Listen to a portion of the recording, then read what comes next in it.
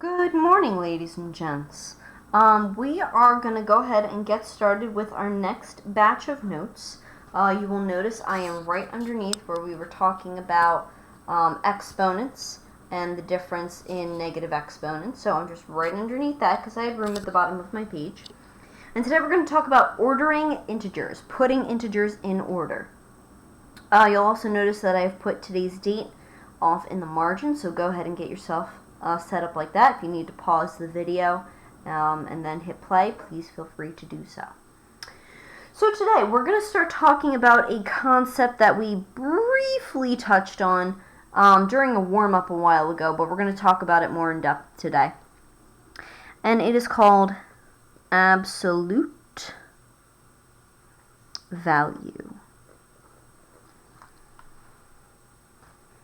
Alright, and this is a kind of fancy term that simply means the distance a number is from 0. Now, absolute value is not going to pay attention to positive or negative. It's only concerned about how far away a number is from 0. So, for example, let's say we have these two things. The absolute value of 4 and the absolute value of negative 4. Okay? So underneath that, I'm just going to go ahead and draw a very quick number line. I'm going to put arrows on the end because the numbers go for forever in either direction. And in the very center, I'm going to put 0. Okay? At one end, I'll put the negative 4 because negatives are always to the left of 0. And then this end, I'll put positive 4 because positives are always to the right of 0. So I'm going to kind of think to myself, I'll start with 4. Okay? The absolute value of 4. And I want to think to myself, how many jumps will it take to go from 4 back down to 0? Well, I have numbers in between there, but it would take 1, 2, 3, 4 jumps. And I'm just going to grab a Sharpie real quick. Sorry, not a Sharpie, a highlighter. And 1, 2, 3, 4 jumps. So the absolute value of 4 is going to be 4 because it takes 1, 2, 3, 4 jumps.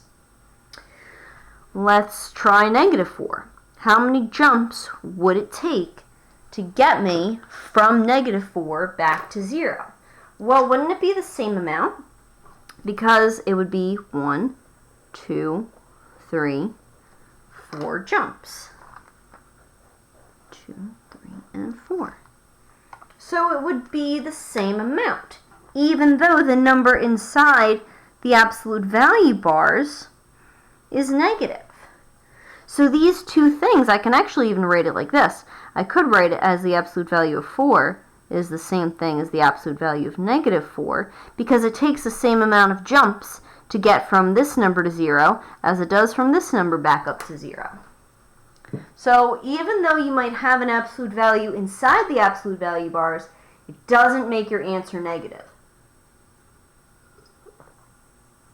So we're going to take a look at a couple examples that have to do with absolute value. And I'm just going to push my book up a bit. And we'll do some practice. So I'm just going to put number 1.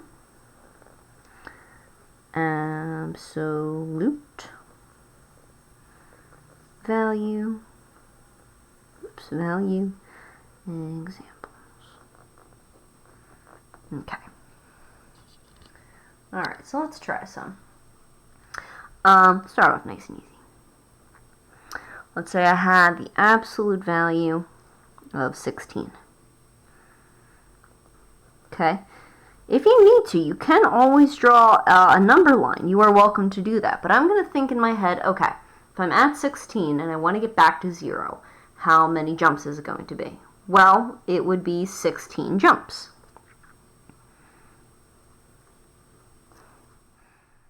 Okay?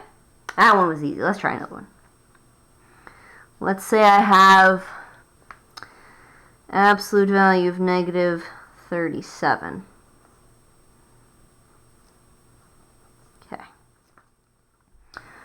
So again, I know that it's negative, but starting at negative 37 and doing jumps all the way to 0, how many spaces would it take? Well, it would be 37 jumps. Even though the number inside is negative, my answer is positive. Let's try this one. I'm going to throw y'all for a loop here. You ready? Negative 14.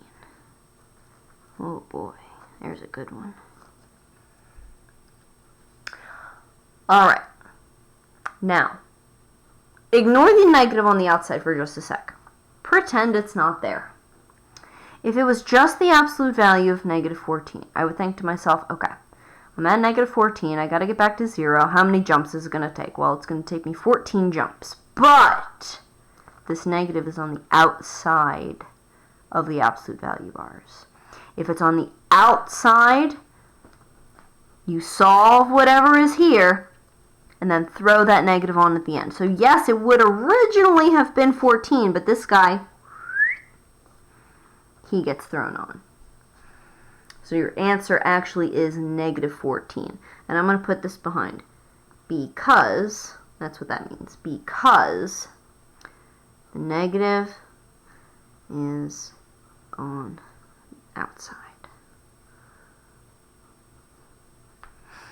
That is why it ends up being negative. Let's try a couple that throw in some addition and some subtraction. Let's try this. D. Let's do the absolute value of 32 minus the absolute value of 22. Okay.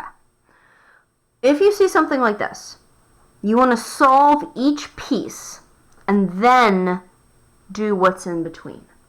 So I'm going to solve each of these and then I will subtract. So absolute value of 32 is going to be, well, 32. The absolute value of 22 is going to be 22. And now I'll subtract. And that's easy. I can do that in my head. I don't even need to do it off to the side. That would be 10. Okay? Let's try some more. I'm going to flip to a new page. Just slide my book over. Slide this up here. And here we go. What letter was I on there? E. So this is going to be letter E. Okay. Let's say I had, oh, you know what? I'll flip it around. Oh, I got one. 22 minus absolute value negative 32. Okay. So, I'm going to do like I did with the last one. I'm going to solve each of these and then I'll do what's in the middle. So I'll solve these and then subtract. So the absolute value of 22 is, well, 22. And then the absolute value of negative 32, well, it would still be 32 even though it's negative. It's still 32 spaces away. And now I'm going to subtract. Now if you notice, my first number is smaller. So I need to think back to my integer rules.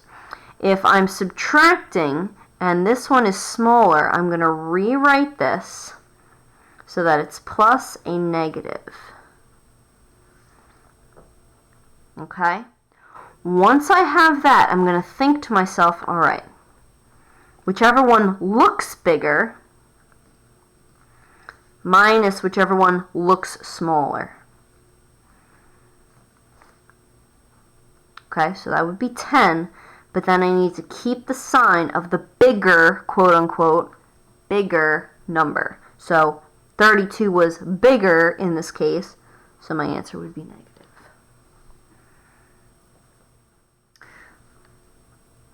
Let's try another one.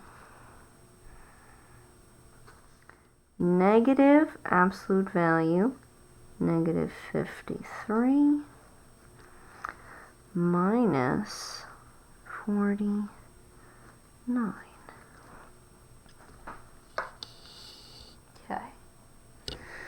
So again, I'm going to solve each of these, and then I will deal with what's in the middle. So absolute value of 53 would be 53. But remember, if that negative is on the outside, we stick them back on. Okay, absolute value of 49 would be 49. And I'm subtracting. Now remember, I told you when you're doing when you're doing subtraction of integers, you always want to change it to plus a negative. So I'm going to rewrite this as negative 53 plus negative 49. Because once I write it like that, it's just like normal addition. I can just think of it as 53 plus 49 and then throw my negative on at the end. So I'm just going to go off over here, write out my addition sentence. I don't need a calculator, I can do this over here. So 3 and 9 is going to become 12. Draw my 2, carry my 1, and then that would be 10. So 102, but I have to remember that it's negative. Okay, easy peasy. We got this. We got this. All right, so we're going to move on now to how we compare integers. Okay, so that was all about absolute value. This is actually about comparing integers. Comparing integers. Let me get a sip of my tea.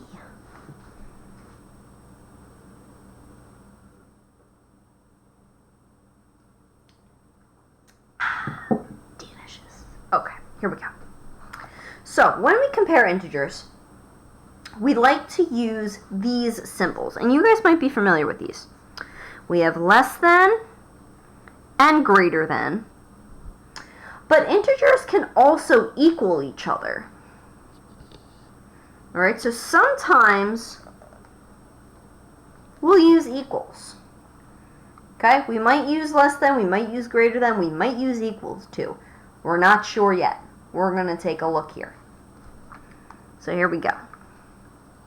Let's start off with a fairly simple one. I'm going to put negative 4. I'm going to put a blank space in between, and then 8.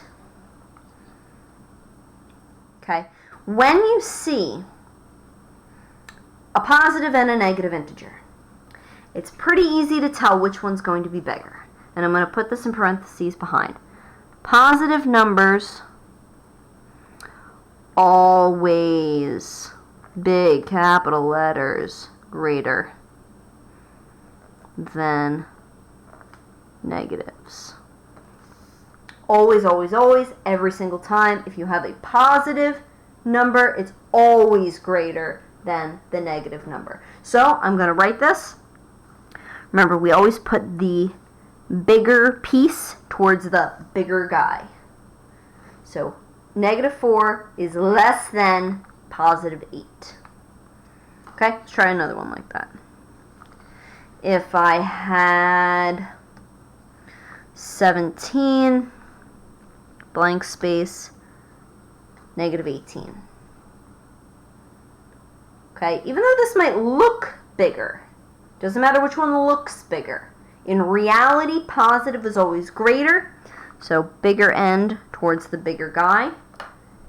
So this says negative 17 is greater than negative 18. Sorry, 17. Positive 17 is greater than negative 18. Excuse me. Ah, tea. Delicious. Here we go. Alrighty. So let's try some like this. But now you might be thinking, Miss R, what if you have two negative numbers? That is an excellent question. Let's say I had something like this. Negative 42, big blank space, negative 39. Okay. Now they're both negative. What am I going to do? I'm going to think to myself, both negative? You're going to choose the one that's closer to 0. And this is the one that will be greater. So closer to 0 is greater. Okay, so think about how many jumps you have to do for each one to get back to 0. This one I have to do 39 jumps. This one I've got to do 42 jumps. So this one is closer. I don't have as many jumps to do. So closer to 0, this guy's greater. Okay? Pretty straightforward. If I had, I don't know, negative 105, negative 210. Think about who's closer. Think about which one has less steps to 0. Well, this one would, right? He's closer to 0. He's greater. Bigger end towards the bigger guy. Okay? Normally at this point I'd ask how everyone was doing out there, but I can't tell because you're not in front of me. Let's do a couple more like this and then we will move on. Oh, I got a good one. You guys ready? You guys ready?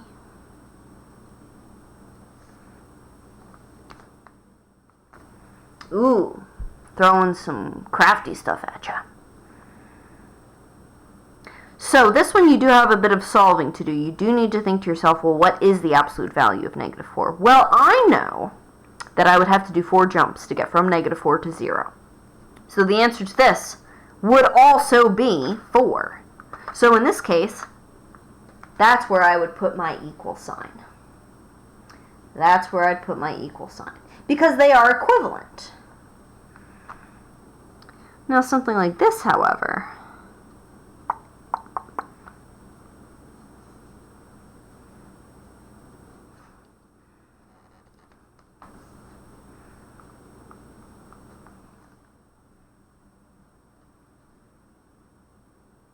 this one would be different.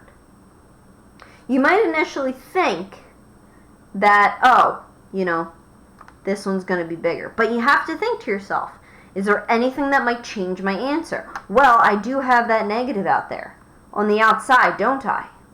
So without it, this would be the absolute value of 19, but that negative pops in on the outside. Now this one actually still is bigger because positive or negative, this guy was going to be bigger, so still less than. Still less than. If you see something like this, though, be careful. Be very, very careful. Because if you see those negatives, you have to think to yourself, oh, are they on the inside or the outside? I better double check. Let's try one more. I've got a good one. And this kind of ties in what we did in the last one with this. Let's see. Negative 5 minus 3 absolute value.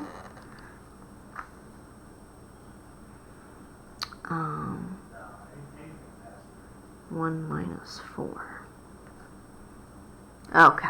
Ooh, there's a good one. And what I'd actually like you to do, I'd like you to pause for a moment. See if you can figure it out on your own. Then hit play, because I will solve it with you, and we'll see if our answers match. So what I'm going to do from here, I'm going to think to myself, okay, ignore this for a moment. 5 minus 3, absolute value of 5 minus 3. Well, 5 minus 3 would be the absolute value of 2, and the absolute value of 2 would be, well, 2. But that negative's on the outside.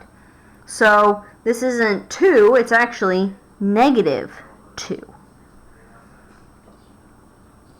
Okay? And then I think to myself, alright, 1 minus 4, well, that's the absolute value of negative 3. Okay? But with absolute value on the inside, it doesn't matter if it's positive or negative, it still comes out as positive. So this one, you really had to be careful because this guy ended up being bigger. So negative 2 is less than positive 3. Alright, one last bit for today. I know, we're going long here, but we can do this. Last bit.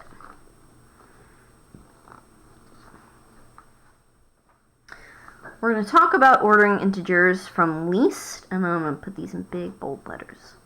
Least to, sorry, big capital letters. That's what I meant. Greatest.